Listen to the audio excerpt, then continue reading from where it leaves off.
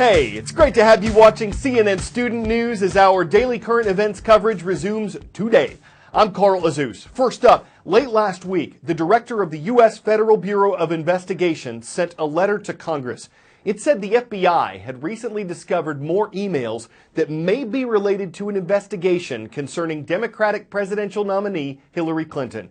The background: while she was U.S. Secretary of State from 2009 to 2013, Clinton used a private email server instead of a government one. This gave Clinton more control over what emails were shared with the government. The FBI says her server was less secure than a government one. Clinton said she never sent or received information that was classified, containing U.S. government secrets. But in July, FBI Director James Comey said a very small number of her emails were marked as having classified information. He called Clinton and her colleagues, quote, extremely careless in how they handled classified info, but said the FBI did not find clear evidence that they intended to break the law. The agency did not recommend criminal charges against Clinton, and none were filed. And Clinton said it was a mistake to use a private server and that she would not do it again. So what's going on now? While investigating a separate case, the FBI says it found new emails that appeared to be related to the Clinton investigation. House Speaker Paul Ryan says Clinton betrayed Americans' trust by mishandling highly classified information.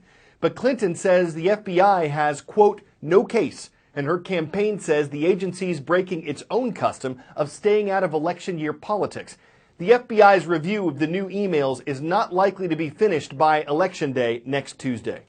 Up next, Iraqi-led troops are on the outskirts of Mosul, 2 weeks into an operation to retake the city from ISIS terrorists. The Iraqis have come up against roadblocks, snipers, and landmines, and there are reports that ISIS has taken thousands of civilians, mostly women and children, into the city to use as human shields. With the fiercest fighting ahead, Arwa Damon gives a sense of what's happened on the advance.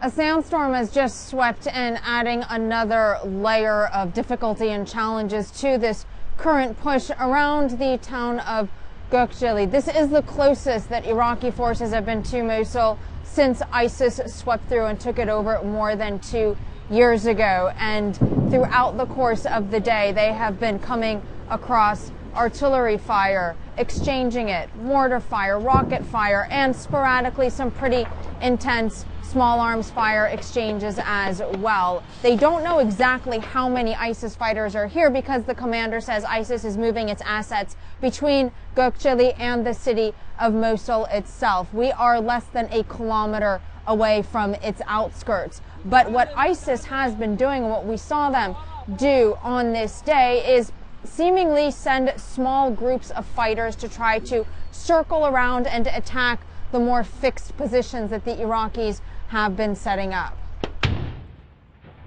ISIS does regularly sneak up on forces, and this particular position did not receive any incoming fire all morning, but then a few rounds came in, and they believe that they spotted 3 fighters just around that house right there.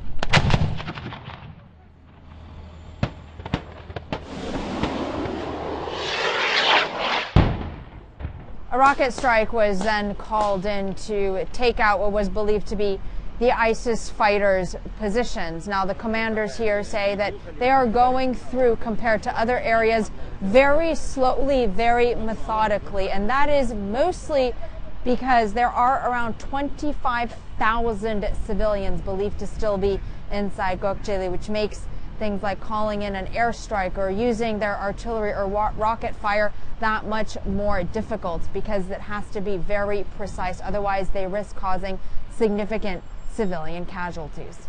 Arwa Damon, CNN, Gökçeli, Iraq.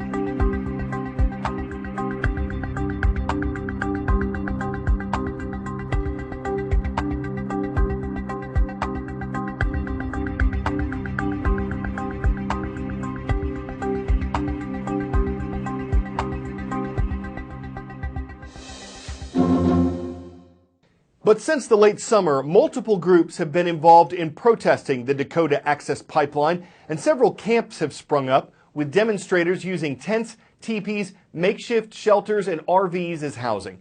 Some of the protests have been peaceful, some haven't. Activists in some cases have locked themselves to construction equipment being used to build the pipeline, or destroyed the equipment altogether.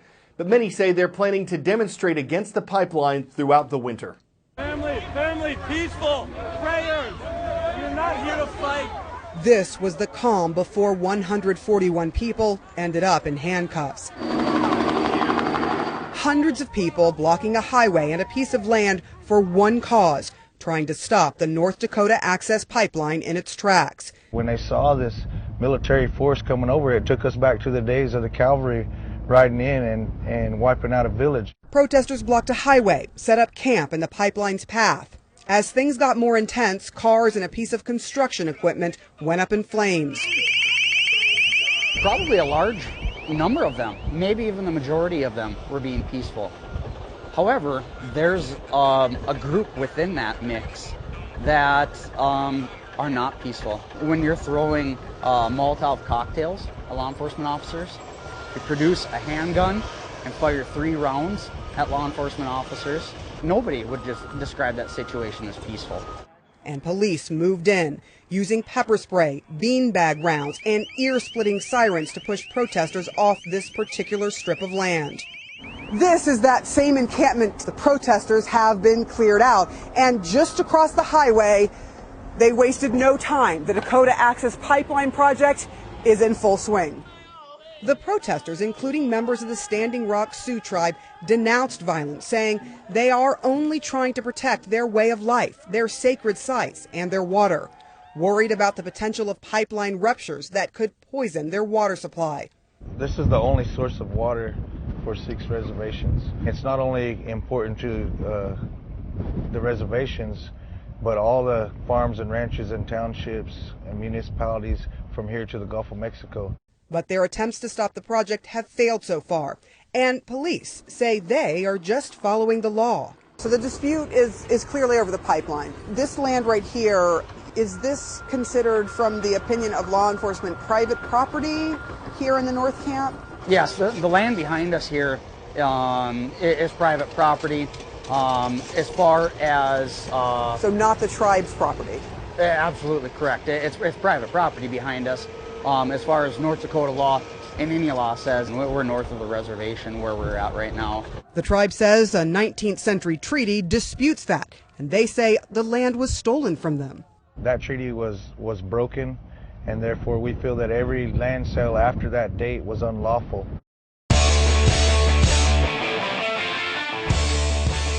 At first glance, looks like this kid's dribbling 2 giant basketballs. But a wider camera shot shows you how he's just a really young player. 3 years old. His name is Carter. His parents play, so he's been around the game his whole life. And they say he's a triple threat. He can dribble, pass, and yes, shoot. Probably won't be long before this boy of 3 is sinking 3-pointers. His advice? One word: practice. And it's paying off, considering that most 3-year-olds are just dribbling food, making fast breaks on toys, dunking rubber duckies, doing free throws with their lunch, stealing their parents' keys, traveling places they shouldn't, rebounding from short naps, and doing full court presses on their babysitter's nerves. For Carter, all of that is child's play. I'm Carl Azus, sinking puns once again for CNN Student News.